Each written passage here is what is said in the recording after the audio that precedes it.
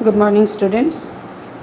After a long break, again we have come back and we have discussed till now. We can say that conservation of electrical energy we have discussed. There are 6.5 points have been discussed that may come for 4 marks. Already we have discussed that one. Now, next part we are going to discuss about the e-wastes and its management. E-waste, what is the full form of E?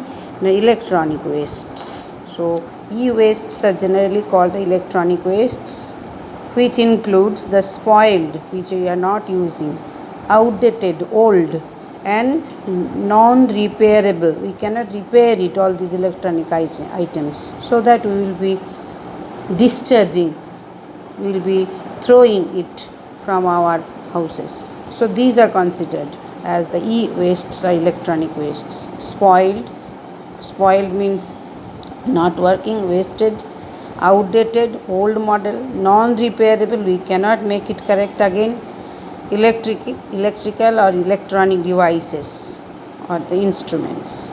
These wastes contain toxic metals. What are the toxic metals are present for 2 marks question?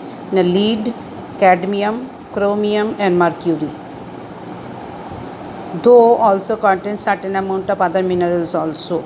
Iron, copper, silicon, aluminium and gold, which can be recovered. But all these toxic waste metals are present: lead, cadmium, chromium, mercury. That also can be, but that is very much harmful. These are. Nevertheless, only 5% of the e-wastes produced are recycled. Now, what are the sources? 4 marks question it is. Sources of e-waste. Three subdivisions have been given. First one is called electronic devices.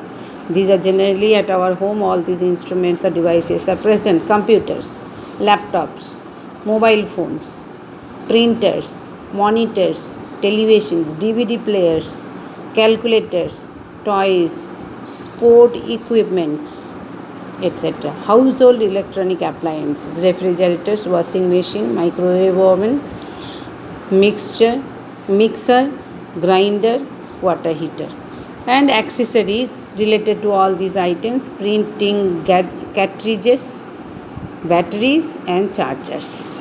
These are considered as the sources of e-wastes. Now, inside the saffron color box, do you know, coming for 1 mark question, computer components, how much percentage contributing these computer components to the e-wastes? 66% of e-wastes contributed by computer.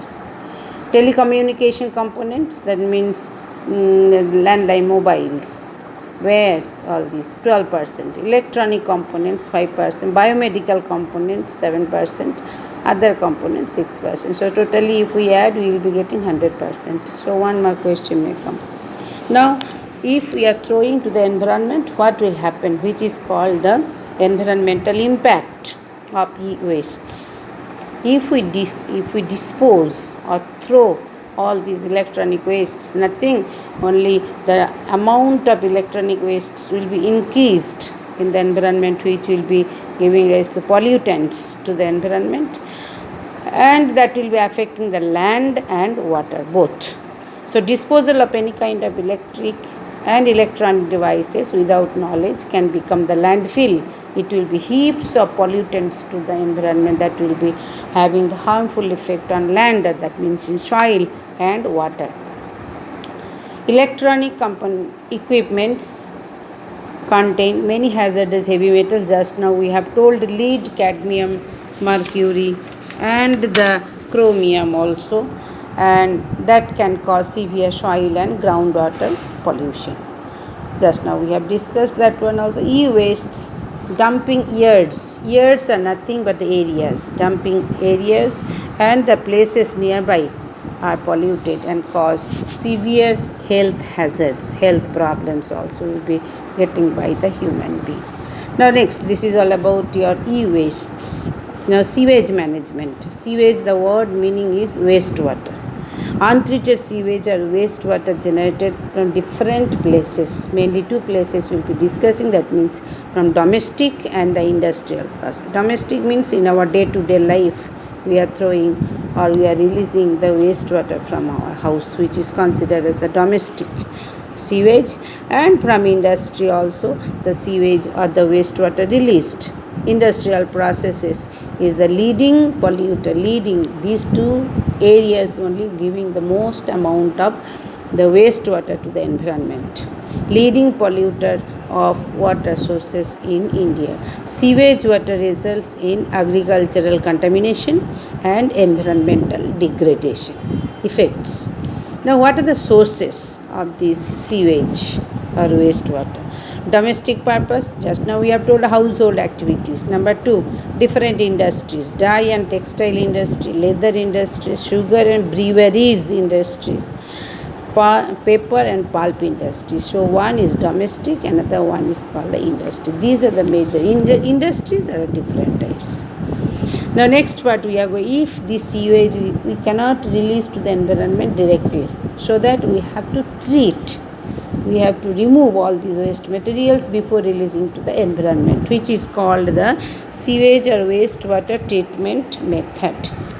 There are several steps are followed to remove all these waste materials. What are the different steps? First one is called pre-screening. Second method is called aeration. Third method it is called the sludge management, SLUDGE, sludge management, and fourth one is called the water reuse. So one by one step wise we will be discussing pre-screening. If we go to the diagram we can see picture. This is wastewater pre-screening. Pre-screening is all pre-treatment. What to be done? The wastewater will be taken in a tank where the solid particles will be allowed to settle down. After settling down of the solid particles, that will be taken as sludge disposal. We have to throw it, solid particles. And the water which will be coming on the top of the tank, that will be taken in the aeration tank. That is the second step. It is called the aeration. Already we have told. So first pre-screening, wastewater generated from domestic and industrial activities is screened to remove solid and soil particles. That one I told. Now the topmost water or the screened water, wastewater, is then pumped into the aeration tank.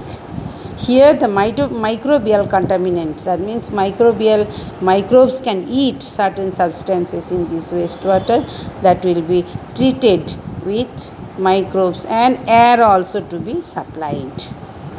So microbes will digest all these microbial waste materials and it will be settling down. So that water will be taken again, and after digesting the waste materials, it will be coming in, settling down in the floor of this tank, and that also to be removed, and the topmost water to be taken in sand filtration. That means with the help of the sand we have to filter that water, and after that water will be taken in the last step, that is called the chlorination, or it is also called UV disinfection. And after treatment we can remove that water to the environment or for agricultural activities. So let's see what is written. Second step is called the aeration. Screened wastewater is taken, then pumped into the aeration tank. Here the microbial contaminants are removed by the biological degradation that occurs in presence of air. Third one, sedimentation process. In this process, the solid particles in suspension form are allowed to settle. The particles that settled out from the suspension is known as sludge. Next one, sludge removal. The sludge generated by the degradation process is transferred periodically from the tank for safe disposal.